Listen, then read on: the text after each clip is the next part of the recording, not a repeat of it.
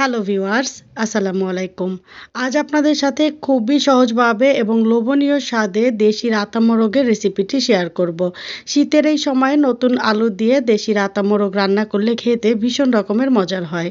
মোরগের মাংসটা কতটা পারফেক্টলি রান্না হয়েছে আর কেমন সফট হয়েছে সেটা আপনারা দেখে বুঝতে পারছেন। শীতের এই সময়ে দেশি মোরগ বা হাঁসের গায়ে অতিরিক্ত তেল চর্বির কারণে এই সময়টা হাঁস মুরগি খেতে ভীষণ রকম ভালো লাগে। তো চলেন আজকের মূল রেসিপিটি শুরু করি। এখানে আমি বেশ বড় সাইজের একটা রাতা মোরগ কেটে ধুয়ে ভালোভাবে পরিষ্কার করে নিয়েছি। মোরগটা কতটা বড় সেটা আপনারা এর লেগ পিসটা দেখেই বুঝতে পারছেন। আজকের মোরগটা আমি একটু বড় বড় টুকরো করে কেটে নিয়েছি। আজকে পুরো মোরগটাই রান্না করব। এখানে কলিজা, মাথার ফুল, চামড়া, পা, পাখনা সমস্ত কিছুই নিয়েছি।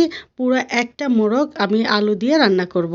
আর যেহেতু মোরগটা অনেকটা বড়, এই মোরগ রান্না করতে বেশ খানিকটা সময় লাগবে। তাই আজকের রান্নাটা আমি প্রেসার কুকারে করব। রান্নাটা প্রেসার কুকারে করলেও খেতে কিন্তু একটুও খারাপ লাগবে না। অনেকক্ষণ রান্না করলে যেভাবে মাংসের স্বাদ হয় খেতে ঠিক একই রকমের হবে। পুরো রান্নাটা দেখলেই বুঝতে পারবেন। প্রথমেই পাতিলে অল্প তেল দিয়ে দিচ্ছি।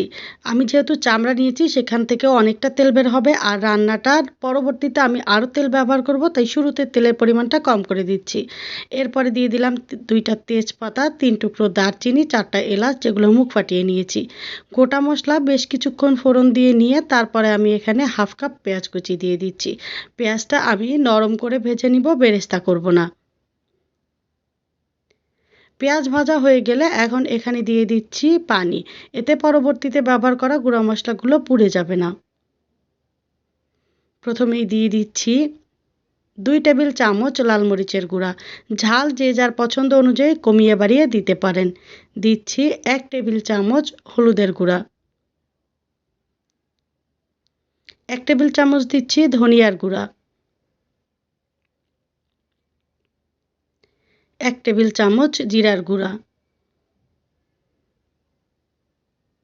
আর এখন আমি এখানে নিয়েছি 1.5 চা চামচ গরম মশলার গুঁড়া।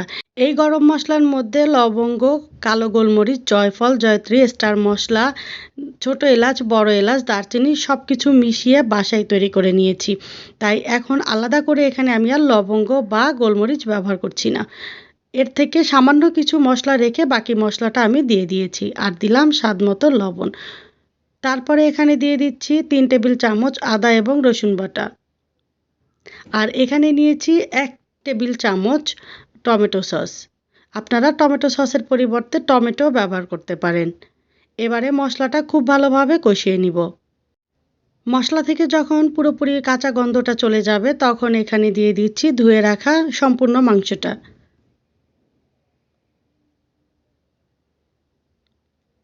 এবারে মাংস মশলার সাথে ভালোভাবে মিশিয়ে নিব।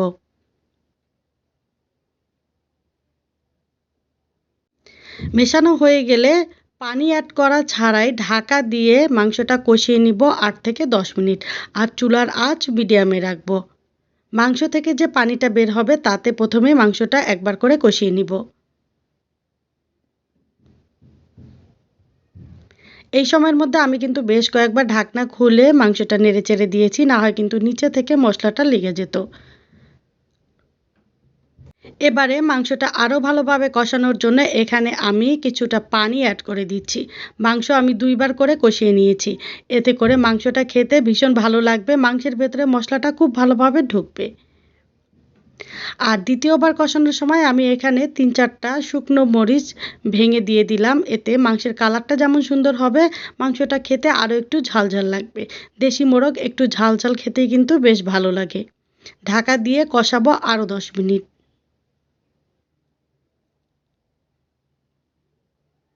মাংস দ্বিতীয়বার কষানোর একদম শেষ পর্যায়ে এখানে আমি দিয়ে দিব বড় সাইজের 2টা আলু। আলুগুলোও আমি বড় বড় টুকরো করে কেটে নিয়েছি।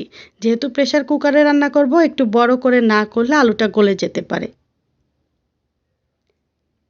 আলু দিয়ে 2 থেকে 3 মিনিট কষিয়ে নিব ঢাকা দিয়ে।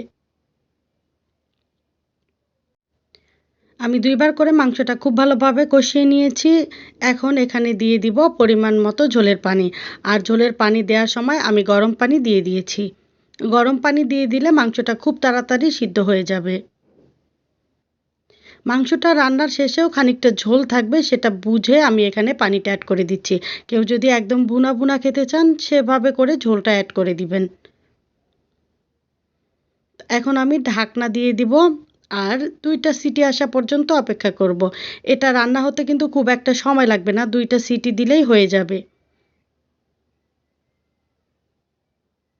মাংসটা কিন্তু 60% এর মতো সিদ্ধ হয়ে গিয়েছে। এরপরে আমি আরও বেশ কিছুক্ষণ চুলায় জাল করে নিব। এটা জাল হতে, হতে এখন আমি মাংসের জন্য একটা ফোড়ন রেডি করে নিব। আজকের মাংসটা আমি একটু আলাদাভাবেই রান্না করছি। এভাবে করে দেশি মোরগ রান্না করে খেতে আমার কাছে বেশ ভালো লাগে। ফোড়নের জন্য এখানে একটা কড়াইতে পরিমাণ মতো তেল, ২ টা পেঁয়াজ আর দিচ্ছি একটা এলাচ, একটা তেজপাতা ছিঁড়ে ২ টুকরো করে দিয়েছি আর ১ টুকরো দারচিনি দিয়ে খুব ভালোভাবে পেঁয়াজটা বেরেস্তা করে নিব। এভাবে করে একবার দেশি মোরগ রান্না করে খেতে পারেন। ভীষণ রকমের ভালো লাগে আর খুব সুন্দর একটা স্মেল আসে মাংস থেকে। তো ফোড়নটা রেডি হয়ে গিয়েছে আর এইদিকে মাংসের গ্রেভিটাও অনেকটাই আমার পছন্দ মতো গাঢ় হয়ে এসেছে। এখন আমি ফোড়নটা মাংসের মধ্যে দিয়ে দিচ্ছি।